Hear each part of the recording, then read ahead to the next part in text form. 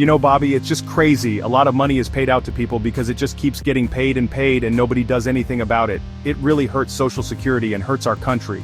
Yeah, I mean, it's startling.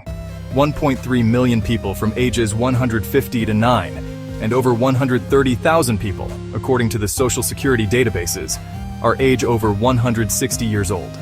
We have a healthier country than I thought, Bobby. Quite a moment there. Of course, I wish I had it on hand, but I think the oldest person living today is maybe like 105, 110, something like that. Not 160, that's for sure. Okay, from last night we also learned this. President Trump with a rather big revelation.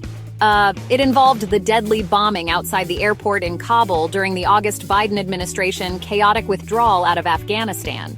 And this is how it went down. 3.5 years ago, ISIS terrorists killed 13 American service members and countless others in the Abbey Gate bombing during the disastrous and incompetent withdrawal from Afghanistan. Not that they were withdrawing, it was the way they withdrew. Perhaps the most embarrassing moment in the history of our country. Tonight, I am pleased to announce that we have just apprehended the top terrorist responsible for that atrocity, and he is right now on his way here to face the swift sword of American justice. Only half the room applauded for that. Morgan Orris, Deputy Middle East Special Envoy. Morgan, morning to you. Kash Patel shot this out on X. He said that it's time he delivered the sword of justice for the American people. Justice for Abbey Gate terrorist Jafar is officially in U.S. custody. And the president went out of his way to thank the government of Pakistan for their help. What do we know? Yeah, well, we heard from the Secretary of Defense this morning and from the National Security Advisor. Listen, this is a great day for America, and especially for these 13 family members. Any time that you are able to bring a terrorist to capture a terrorist that was responsible for that attack. That day in Afghanistan, that week in August of 21 when we saw Kabul fall to the Taliban, was one of the most heinous days in foreign policy in modern American history. Why the Biden administration didn't prioritize getting this guy for the past 3 years, I don't know. But what I do know is people like Seb Gorka and Mike Waltz in the CIA and the DoD, everybody for the past 5 weeks put all of our intelligence resources on finding this guy and working with the government of Pakistan and other governments to make sure that we can get him in US custody. So I think this sets a really important tone for President Trump. He's going to go out of his way and do everything he can to bring American hostages home. I believe at least 11 already American hostages brought home in just the first 5 weeks of his administration.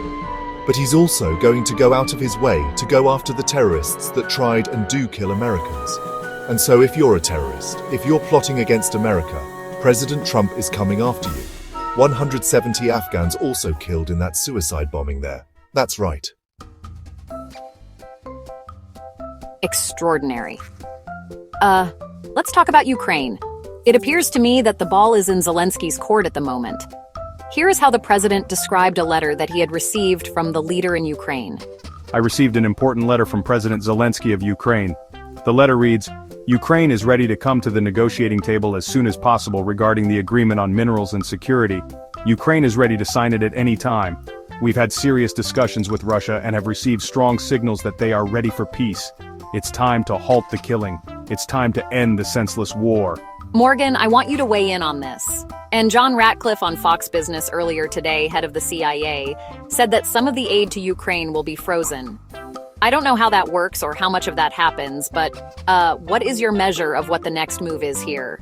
I think that President Trump is very clear, both on the campaign trail and when he speaks of what he expects for American foreign policy.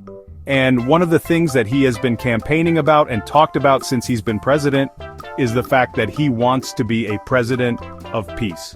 This war between Russia and Ukraine has gone on for over 3 years. Hundreds of billions of dollars spent, most of it by the United States. Europeans are also spending this as well. And importantly, hundreds of thousands of lives lost as well at a minimum in this war. And so President Trump said that this war never would have started.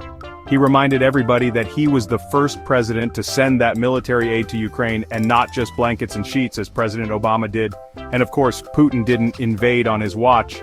So how do we get to where we are today? He meant what he said. He said that he was going to be a president of peace.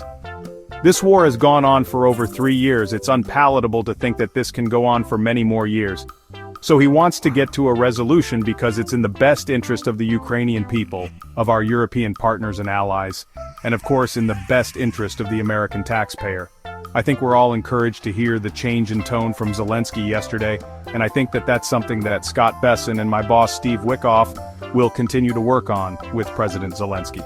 I also think the CIA Director John Ratcliffe mentioned that it was a temporary pause as it relates to aid and as it relates to intelligence sharing. This is a very simple message from President Trump that President Zelensky and the whole Ukrainian team needs to hear.